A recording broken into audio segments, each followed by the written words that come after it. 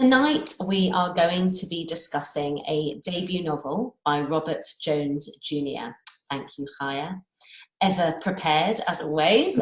Um, this is a novel set in Mississippi on the Halifax plantation. It focuses on two boys. They're about 16, 17 years old, Samuel and Isaiah. And they have both been at the plantation for a number of years. They have been growing up together there, but at this stage where we meet them and where they are for the bulk of the book, they are lovers, they are soulmates, and their relationship, I can honestly say, is one of the most beautifully written about relationships that I have ever read, certainly, for sure. I found this book so haunting, and I think it's an unflinching tale of love in the face of degradation and abuse. And that's why their relationship is elevated, and the way he describes it so vividly and with such tenderness, when it's contrasted with the aggressive violence and dehumanization that they face, to then have such a pure feeling for another person is just so astounding. No, I absolutely agree with that. I think that what we have here is this relationship, which is very much at the center of this novel. But what we also get so brilliantly are narratives, perspectives. This, for me, is a novel of so many perspectives. The cast of characters, I mean, I can't even think now how many there are, but there's a huge number.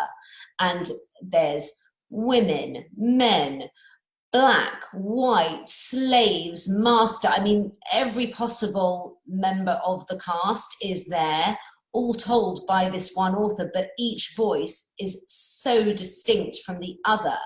And I think that's the quality of the author's writing, really. I mean, I really believed each of those voices, and each one had something to offer the novel. And I think actually that connects higher with the point that you're making, in that what we see here is, through these perspectives, we're actually presented with the humans. I think Exactly. there is a tendency in history that, particularly I think with the oppressed throughout history, they are almost seen as these, like a homogenous mass, and sometimes it's hard to hear the distinct voices that are there, and this novel brings those voices to life so eloquently. And I think that device, the using those perspectives, enables the author to do that for us. I could not agree with you more. The perspectives for me, I agree with everything you've said. The perspectives for me allow Robert Jones Jr. to show the different hierarchies, even within the slaves on the plantation, and the differences in experience that one may have had if you were on a boat and you'd experienced being torn from your ancestral home and knowing what you'd left behind, compared to people that had no idea what their names were or who their parents were. And we've read Cast recently, Isabel Wilkinson's brilliant, op-ed, and it's so easy to kind of classify people as just one group.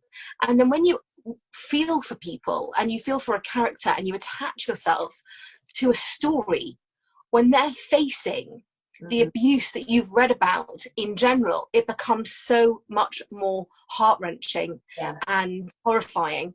And I think those perspectives allow such a beautifully rich and vivid exposition of what it must have been like to be a slave.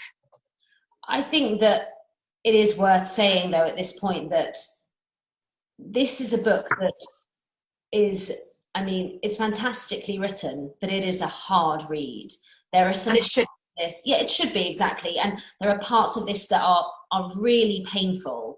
And I almost felt that more when I had finished. I took a step back, and in fact, when we started to talk about it, you kind of realized sort of how difficult and the tragedies. I mean, I needed that time almost to process them after having read it. But I think the first word, ironically, that came to my mind, having finished it, was that I was speechless.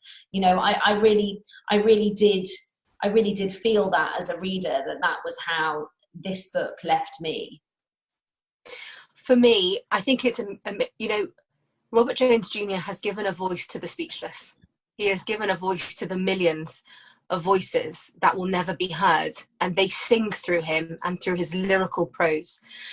There were a few lines that ring in my head, and I feel like the book exposed for me the ironic fallacy of the concept that the people had that were, you know, perpetrating these crimes, that you know, that Black people were savages, when really they were the savages, for being able to normalize on such a vast scale such violence. But also there's a line, Sophie, isn't there, that that said twice, where the slaves are talking about their masters, and they say these people that don't even wash their hands before eating. And it's such an interesting perspective that you see these slaves that are apparently the savages, that come from a backwards place, that need to be, you know, demoralized and dehumanized, and then, you know, taught how to behave. They see their masters as lacking, and that is beautifully brought to life when we are given those snippets of the grandeur of the matriarchal African tribe, because there are times when he's going backwards.